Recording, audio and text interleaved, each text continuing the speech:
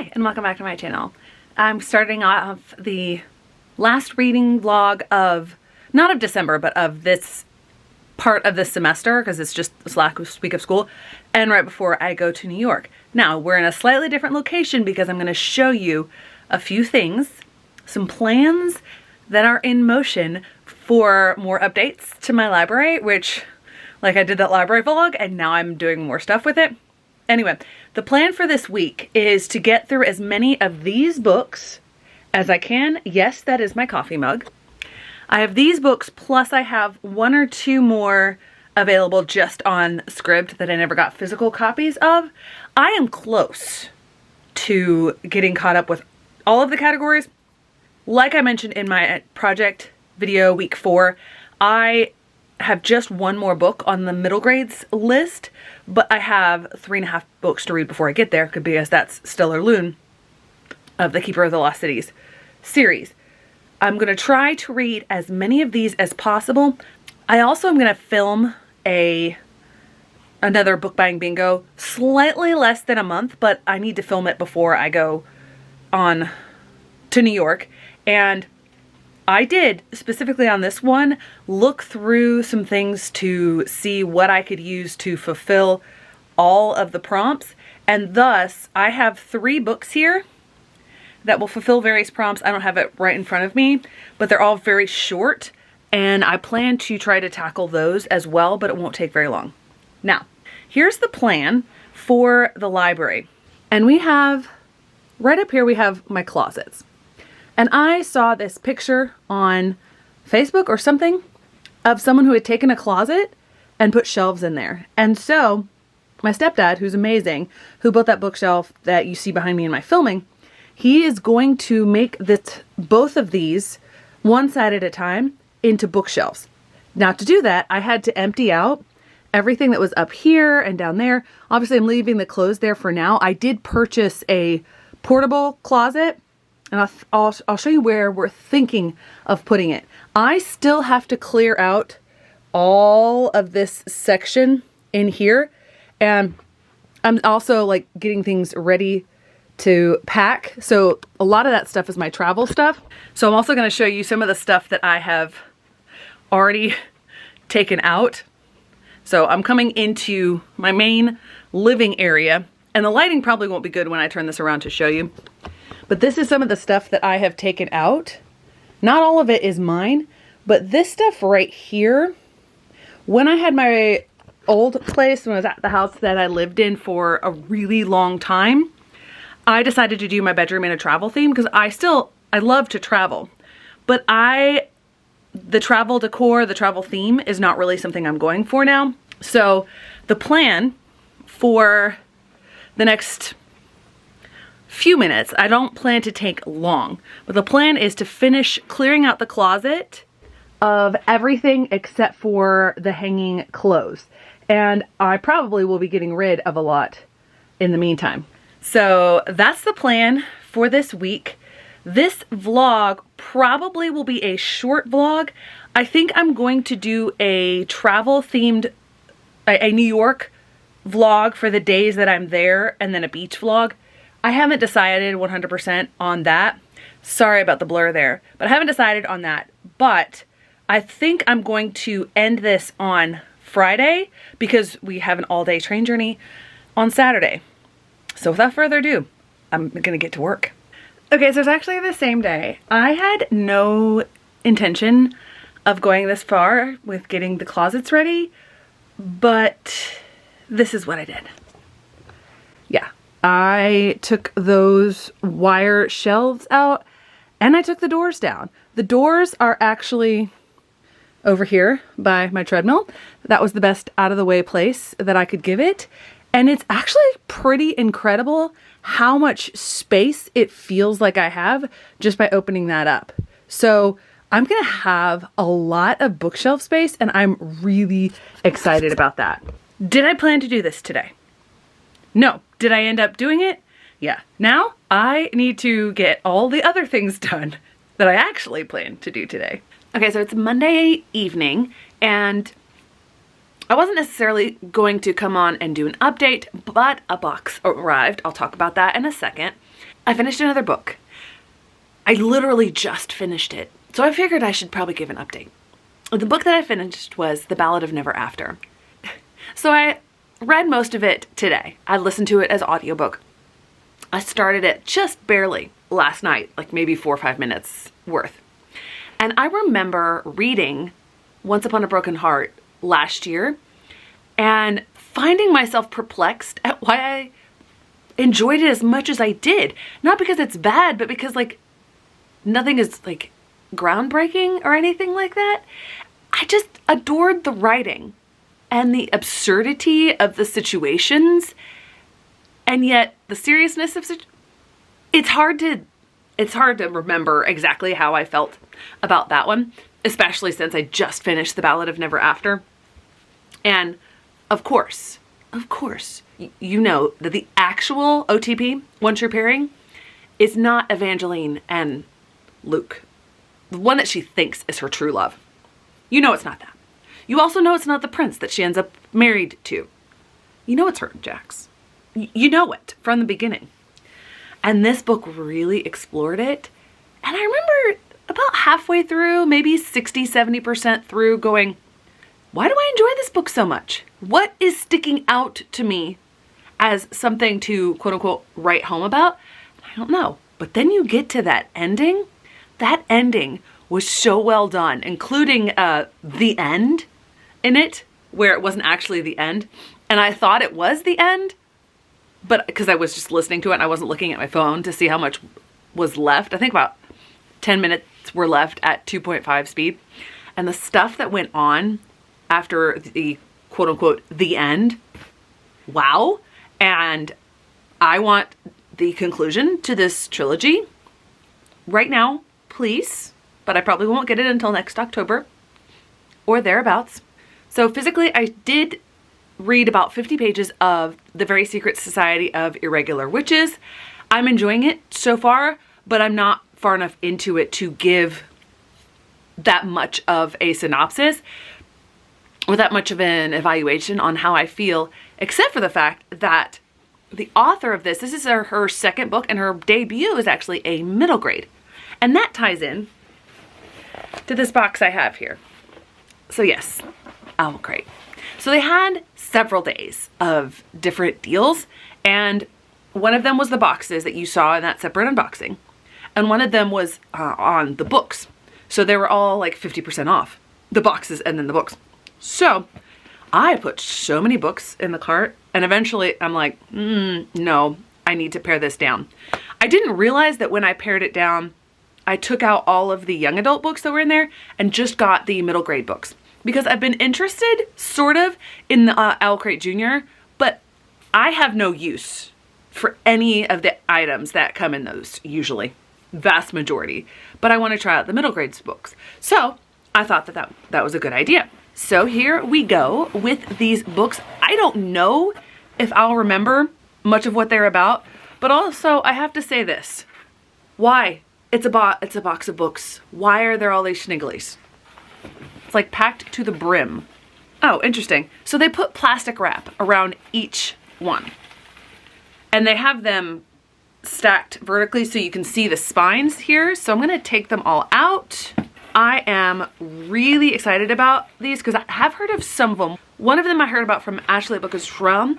Another one of them is by an author that I really love, and I was actually kind of surprised that this book was not on the Goodreads Choice Awards list. Actually, am I surprised? No. And another one was written by the author of The Very Secret Society of Irregular Witches. That's cute. In each of these books, you do have a Dear Reader letter, and this one has a signed book plate. I don't usually hold on to the signed book plates, and they come with a character card, which I think is really cute.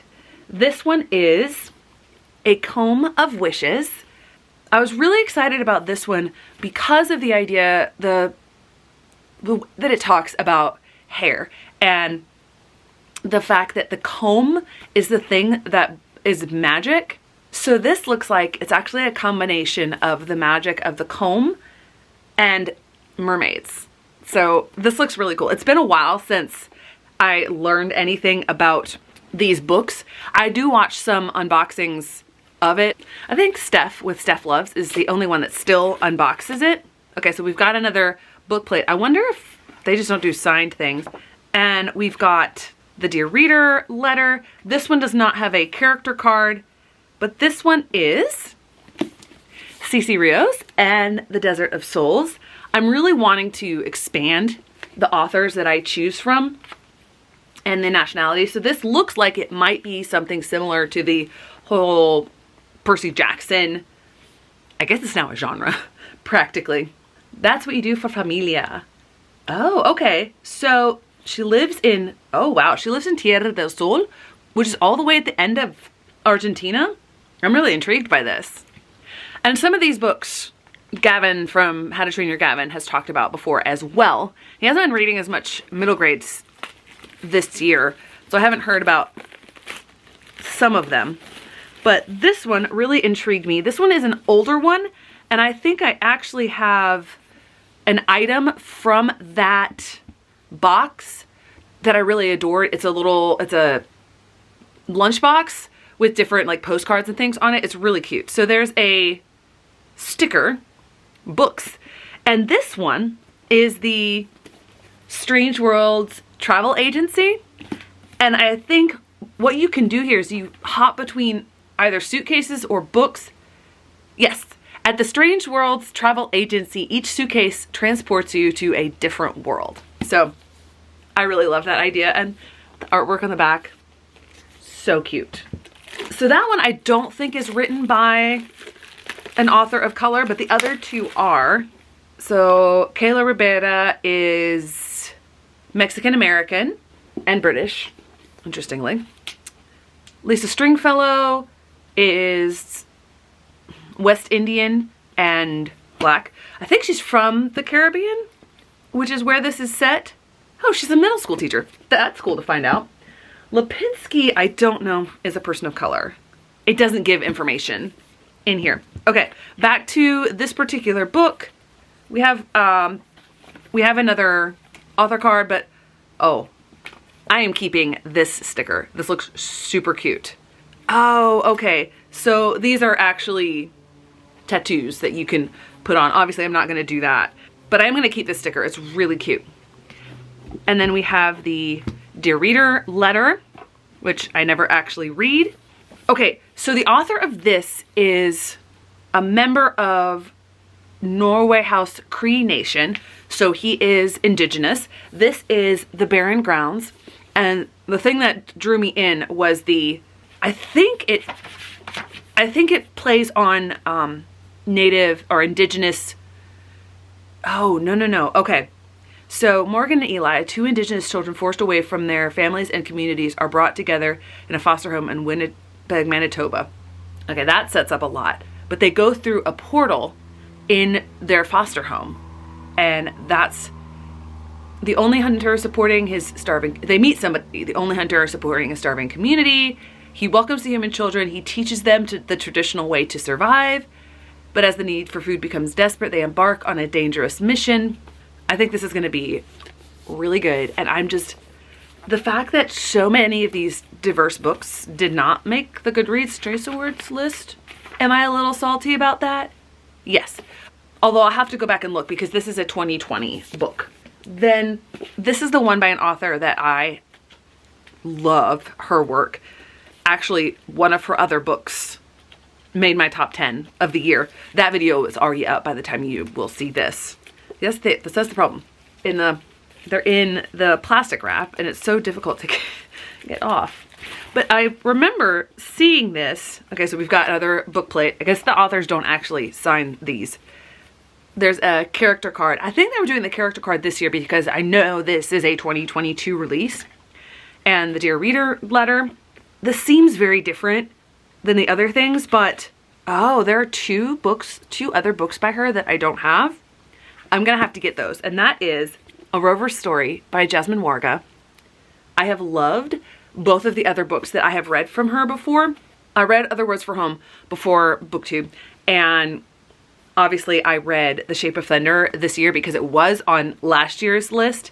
So the main character of this is actually a Mars rover, and it has human emotions in its programming. Oh, that seems like it's gonna be adorable. And then we have the last one, which is the one that's the same author as The Very Secret Society of Irregular Witches. And she is Indian and British, as far as I can remember. Again, another signed bookplate, which I'm not gonna keep. Now this is adorable. I like that as well. And we've got the Dear Reader letter. And this book is Kiki Kalira Breaks a Kingdom, which I just love that. It just seems so fantastic. Okay, Kiki Kalira has always been a worrier. Did she lock the front door? Is there a terrible reason her mom is late? Recently, her anxiety has been getting out of control, but one thing has always soothed her is drawing. Kiki's sketchbook is full of fanciful doodles of the rich Indian myths and legends her mother has told her over the years. One day, Kiki ends up falling into the mystical world of her sketchbook. There's more, obviously, but I'm not gonna read that. I am so excited about this. I don't think that there's any special covers or anything on these. I'm really excited about all of these. So the ones that I know for sure are written by authors of color and tell those stories are these. So The Barren Grounds, Comb of Wishes, CC Brios and the Desert of Souls, and Kiki Kalira Breaks the Kingdom. So this is a much longer update than I planned. I just finished my run and I'm so hungry. So I'm gonna go do that, then other things. Okay, so it's Wednesday morning. I didn't have enough time to update yesterday. So I ended up not updating yesterday, even though I read a lot. Now, first off, I did pick up one of those books that I set aside to try to get as many of the prompts as possible, because I'm going to film that book buying bingo tomorrow, which means I need to pick up another one of those books. Just thinking out loud. And that book is Alcatoe and the Turnip Child. This is very much a children's story. It follows that sort of thing. I love the different illustration styles and the absurdity of some of the witchy vibes, and how the one witch, Alcatoe, is trying to get the one up on the witch who leads this whole group in this area, and a little witchy rivalry. And I love how the kids get involved. It's cute, it's adorable, fast read. The other book that I'm reading physically right now is The Secret Society of Irregular Witches, and it's taking me longer to finish it than I thought it would. More than likely because not last night, but the night before, I got super sleepy and didn't read as much. And then last night I ran out of time, read Alcatoe, and then read about 20 or so pages of The Very Secret Society of Irregular Witches. Unfortunately, that cozy fantasy vibe that you get with Legends and Lattes and The House on the Cerulean Sea, I can see that it's there and that it's trying to come out, and I like different aspects of it, but I haven't really engaged with the story. Things just seem kind of, middling for me. So I'm hoping that I am able to get more engaged with it, because I have the last 35–40% of the book to go, and I do hope to finish that today. Audio-wise, I started and finished All That's Left in the World, and this is the one that I was surprised was on the young adult fantasy list. It was fantasy and sci-fi, and because it's dystopian, that's why it was on there. So the setup for this is, it's actually in the near future. So the author references, and he talked about this in his author note, the author references COVID, and it was really cool, not cool, but interesting that he mentions how people didn't learn their lessons from all these previous examples of pandemics and etc. And I'm like, yeah, if this comes along again, people are going to do stupid things with it. And that's one of the reasons why things are not great, because it's a super flu. It's a different virus, obviously. And it's wiped out so many people. And the two main characters, they've lost their entire families. For one of the characters, Jamie, it was just him and his mom, because his mom was a single mom. For the other character, he had, I think, both of his parents and a sister. But by the time the story starts, they've all died, and they're the sole survivors of their family. I really liked how Eric Brown built the relationship between these two characters, and how he addressed the post-apocalyptic things that would happen after something like this went down, because this post-apocalyptic type stories are not usually my type of story, but he built it really well, and he didn't make everything so terrible, awful, the extreme of the bad thing that could happen. And it was a very slow burn relationship between the two main characters, and I really appreciated how that was built and how that developed. It seemed very reasonable. Knowing myself though, when you get to, you could call PDA in the story, it turns me off. That's not my thing, regardless of who the main characters are and how well the relationship has been built up. It's just not my thing. So ultimately it was a 4-star, but I enjoyed it a whole lot more than I thought I would. And now my battery light is blinking and I've got other things to do before I start the day, and gotta go get some exams today.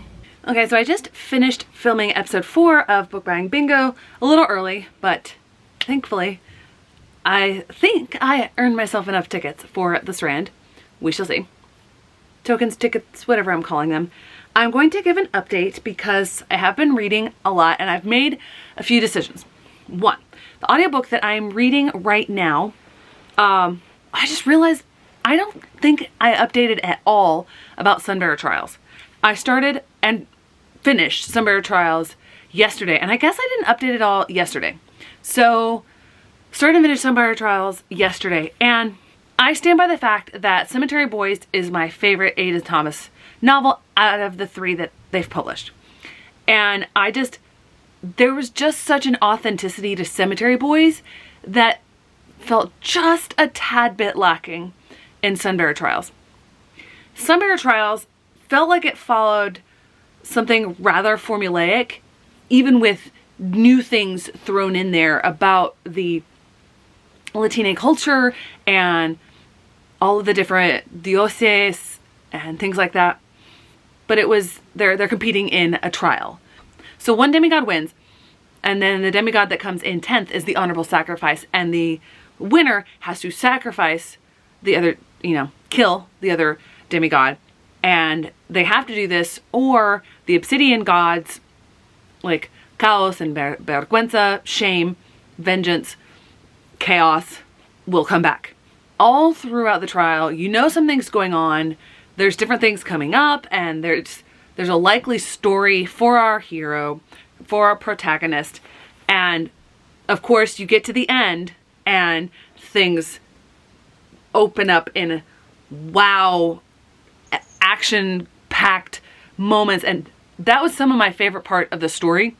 But if you think about the plot itself, it's extremely formulaic, seen it so many times. Not that that's a bad thing. Obviously every story can't be new. There's nothing new under the sun. I'd heard so much positive stuff about this book, so much praise. And while I enjoyed it, it's probably going to be a low 4-star. I don't think it'll make it to a 4.5 star. A 4-star is still a really good read. I don't think I'll go out and purchase it that I know of. Will I continue in the series? Definitely. Speaking of audiobooks, the other decision that I've made, I am about an hour and 10 minutes away from finishing Kingdom of the Wicked. And I knew that there was a high possibility that I would DNF the series. And that is my decision. Kingdom of the Feared, I believe, is the 3rd in the trilogy, and that's on the adult fantasy list, which is why I picked up Kingdom of the Wicked after all this time. And I will not be getting to it. I won't read Kingdom of the Cursed or Kingdom of the Feared. And I will say this, the writing is not bad. The writing is actually really engaging. And the story from the outset, I started listening and I'm like, maybe I will read this trilogy.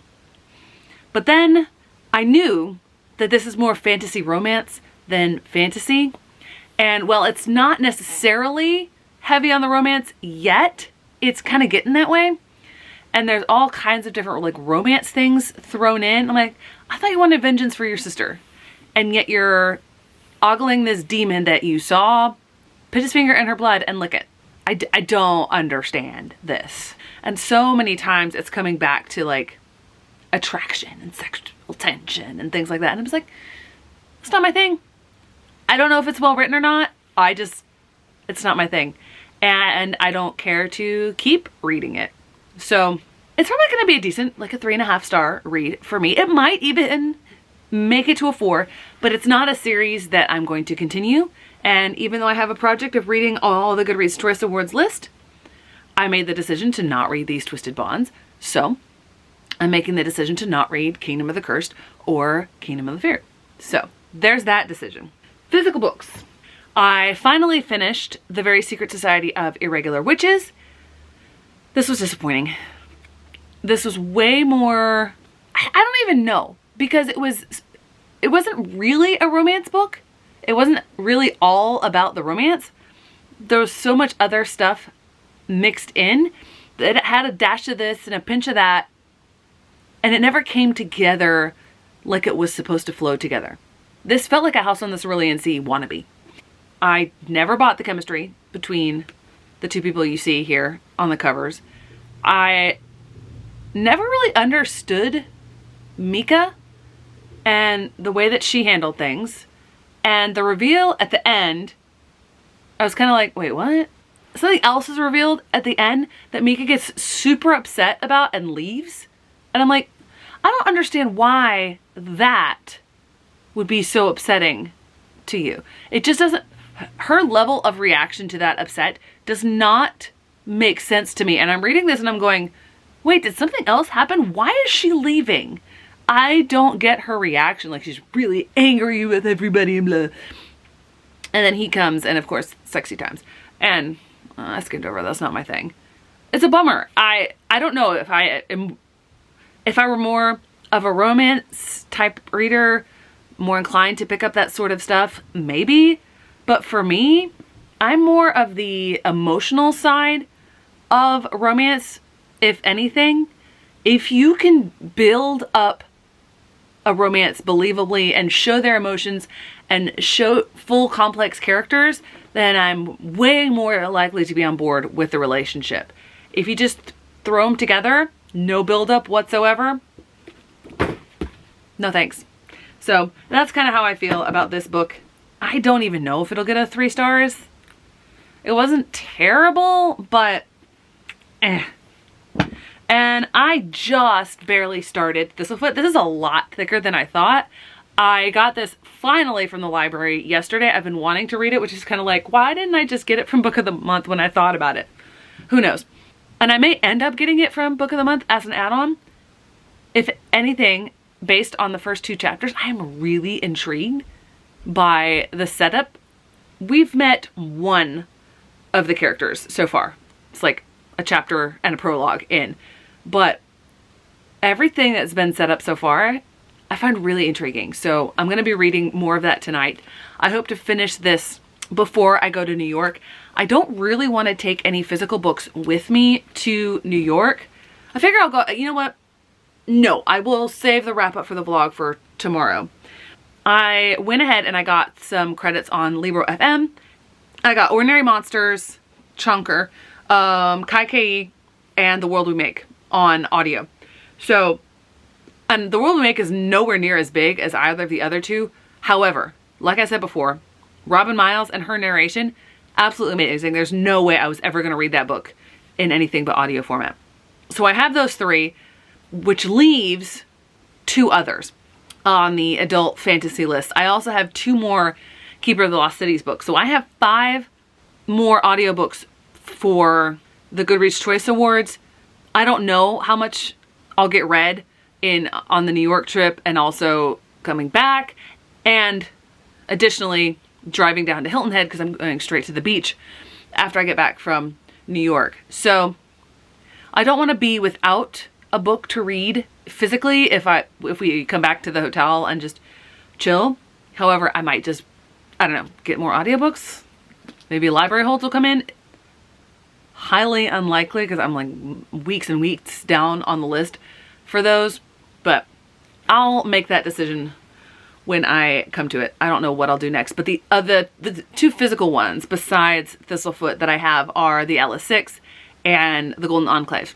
Neither of those are super big, and the reason I don't want to take it with me is because I plan on getting lots of books while in New York, and I want to take as little as I can in my bag on the way up so that I can stuff it full of books and souvenirs on the way back.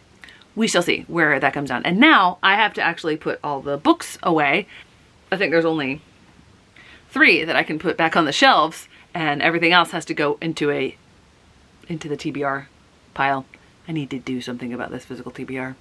Okay, so it's Friday afternoon. We got to leave early, and I am packing and getting ready because we leave for New York at 2:30 in the morning. So won't be going to sleep tonight. I tried to pack light. That's full, basically. There's nothing in the front pockets here. I'm not really sure how I got in all of that stuff for when I went to Europe for a month last summer. But I have 16 tokens. I do have another bag in here that I plan to use, but yeah, I'm not so sure about that. Okay, I had to pause for a second because my mom came over with lunch. I mean, I had something at school, but anyway, I'm going to try to fit 16 books in here and in the bag that I've packed, and based on what I know of the size of the books that I'm aiming to get, I don't know if I'll be able to do that because, you know, the train, yeah, it's not like a plane going through security, but they still have limits. So hopefully my dad has room in his bags. So I'll go ahead and wrap everything up here because I was going to take my mom's computer with me to do editing of videos and stuff, but I think what I'm actually going to do is I'm going to edit the 2 videos that'll go up. We'll have to film Goodreads reaction for project week 5 early, and I'm gonna film that today, I think after my run, and then edit that and the video that's going up Tuesday and Wednesday, probably this afternoon because I'm mostly packed, and then just leave the computer here to take down with me to the beach, finish the rest of the stuff down there so I don't have to take that with me. I'm pointing at it like I'm showing you on the camera. Be that as it may, I'm going to wrap up the vlog here. The video that you will see 2 days after this will be my New York vlog. I'm gonna make sure that that's gonna be mostly the book related stuff, but I'll probably have some B-roll clips of, because we're going to Hamilton, so excited, and Phantom of the Opera, which is the thing that prompted this trip. So excited about that. So that'll have some B-roll, it'll have me in the Strand, it'll have my book haul, and that's going up the Saturday after this one, so 2 days after this one. I should wrap up the vlog because I've got a lot going on, and since I talked yesterday, I haven't actually finished anything, but I've gotten a little bit further into both Thistlefoot and Kaikeyi, and I'm really enjoying both of them. I'm barely into Kaikeyi. I'm probably only 10% in. I'm less into Kaikeyi than Thistlefoot, but about the same. I also want to try to finish Thistlefoot before I leave tonight because I'm not going to take any physical books with me. I just made an executive decision. If I need to read a book while I'm up there, maybe I can read one that I buy. Who knows? I don't really have any more thoughts about those books, but I have made my way through a lot of books this week, and I'm really excited about that. I've completed the young adults list with the exception of Cursed, the finale to the Gilded Duology, which I just don't have access to, and I would have gone ahead and finished it. And then I have 5 books remaining for the fantasy list, 3 of which I have on audio, including Kaikeyi. I need to set out the other 2 adult fantasy books to take down to the beach with me because I will finish them down there. I had this grand plan that I would actually be done with my project before I went down to the beach this year, but I mean, I added another category, so maybe I did better. So there you have it. That's this week's reading vlog, wrapping up earlier in the week, heading to New York City. I'll see you there.